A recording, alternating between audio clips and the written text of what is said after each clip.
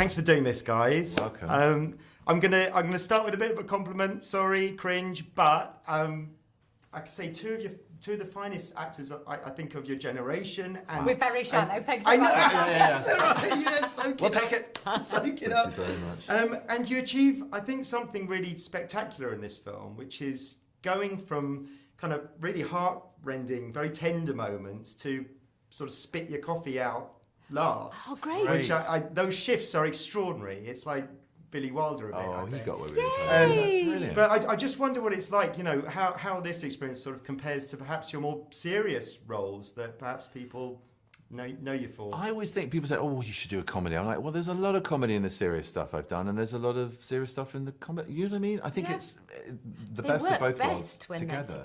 Yeah.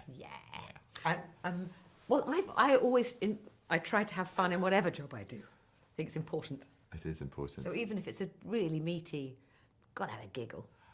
You've got to have something about it that's fun. I've only done it a couple of times, really sort of switch into gear of just, that's my working day and that's it. But then at the weekends, or even when I get home, or with the cast when we're not doing it on the set, then it's about fun and it's a job, and it's a skill, and it's a craft, and it's an art, and all the important, intense, serious things. But it's also a lot of fun. It's a lot of fun, and the people you get to work with, you want to enjoy those moments. You want to savor them, and the people. We're lucky. Yeah, and on this one, we had some people. We had some pretty special people.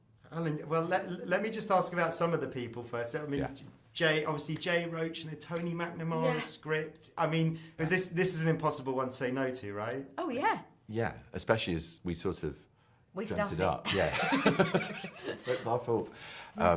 It came to us through David Greenbaum, who used to be head of Fox Searchlight, and we both wanted to work with each other. They knew that. Why didn't we put Olivia and Benedict together? And there's some funny names that Olivia can do that come out of that, but in a film.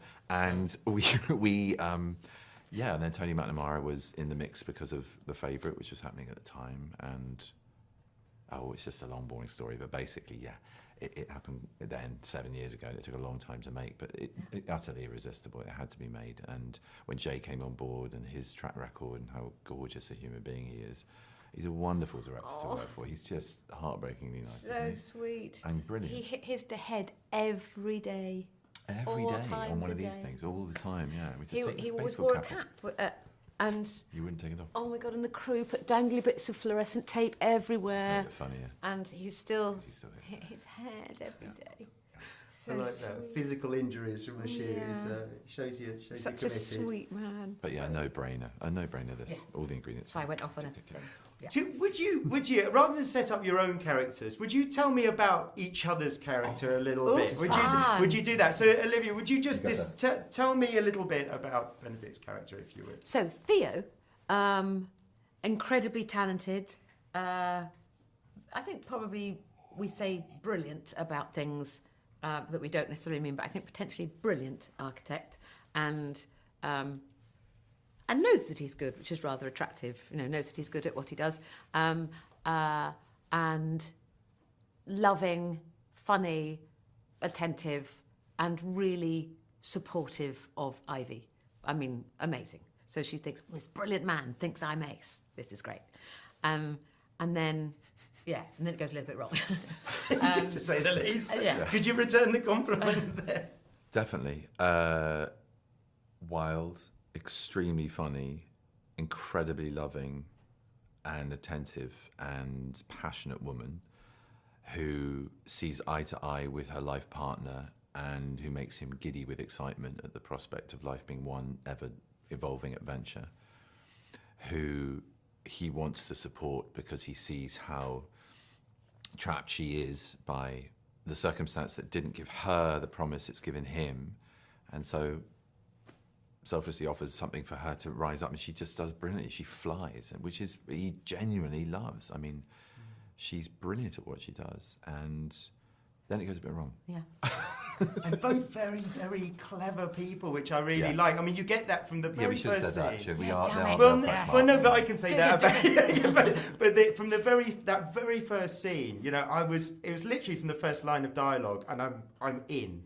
It's that sharp dialogue. Great. What was it like to do that with each other? You've got Tony's words, obviously, but they have to feel like you? I mean, how do you start? I've watched her being brilliant and sharp as brilliant, sharp people, or not brilliant and sharp, but just brilliant, in countless. But it was just a joy. You know, she's a friend and has a name. Sorry, Olivia. Olivia, I've watched her with pride as a friend for ages, and just like to actually be on the same stage playing with her, and that's exactly what we got to do. So it was a joy. It was just a joy, and just it ups your game. It just ups your game. Yeah, she constantly surprised me. There was nothing expected about what she delivered or the way she did it. And we change it and we muddle around with it. And she's more than easy to talk about how to do that. And if I wanted to change stuff, it's just like, yeah, well, it's all right. You know, do what you want to do. But I feel exactly the same. I'm a little bit cross you got there first. Sorry. But it kind of felt like you guys. I know this isn't you guys, but it felt like those words belonged to your characters. I guess I wish I could come up with words like Tony does. Yeah. I just go, you are pretty close to fart it. joke. She's pretty close to it. She's doing herself down. She's pretty I think close we to it. all know that. Drinks in this room. They've been here for hours.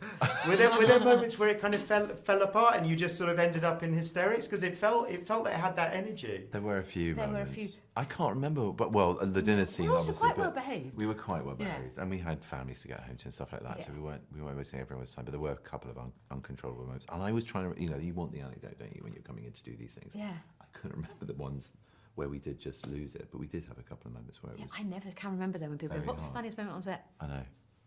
I remember on Friday when I'm going home. I know. Or when I go, "Oh my god." it's all done Yeah. out there. But mainly, I think when Andy, when all the Americans came over, Andy, Kate, and Zoe, Suni was already there. Yes. She was hilarious. We did dance routines in the cafe with Suni and Ncuti. That was fun. I missed out on that. I'm sorry, Yeah, but we can do that again. We'll do it again. But when they turned up, it suddenly went, oh, Yeah. because I think we were all couldn't believe our luck. Unbelievable. Every turn in this turn. Every way you turn. They're not just turns. I like turn. Yeah, every turn in this one's a gem. It's true, they really are. They're the top of the game. Yeah.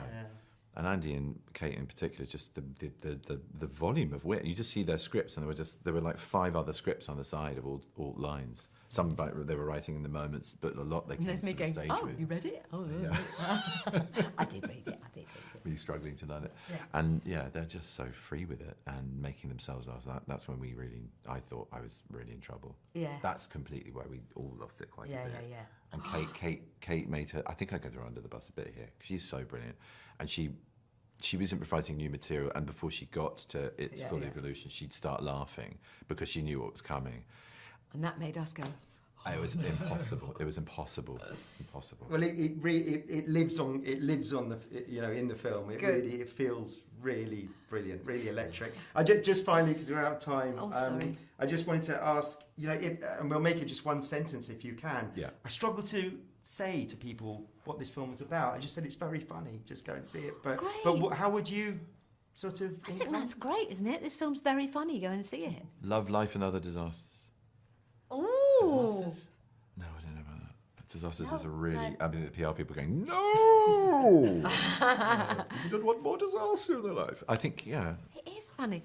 I think, particularly at the moment, isn't it nice to go and see a film where the Americans and the Brits are all having an absolute fucking blast? In a good blast. They're funny. A fucking good blast. A fucking good blast.